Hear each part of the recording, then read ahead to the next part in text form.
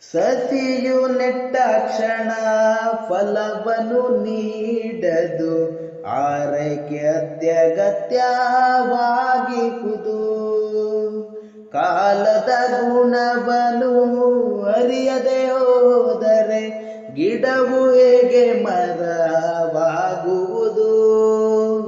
ಅನವರತ ಪರಿಶ್ರಮ ಮಾಡದೆ ಸಾಧನೆ ಹೇಗೆ ಸಾಧ್ಯವಾಗುವುದು? ಕಷ್ಟಪಟ್ಟರೆ ಸುಖ ಎನ್ನುವುದು ಕಲಿಯುಗ, ಕರ್ಮವ ಪಾಲಿಸು ಕೊನೆವರೆಗೂ.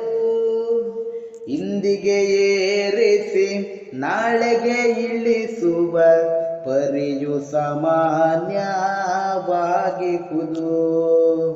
ಅಲ್ಪ ಜ್ಞಾನವೆಂದಿಗೂ ಶಾಶ್ವತವಾಗದು, ನಿಜ ಕಲೆಗೆಂದಿಗೂ ಬೆಲೆಯಿಹುದು. ಜೀವನ ಮೌಲ್ಯವಾರಿಯುವ ಈ ಕ್ಷಣ ನೆಮ್ಮದಿಯಿಂದಲೇ ಬದುಕೋಣ.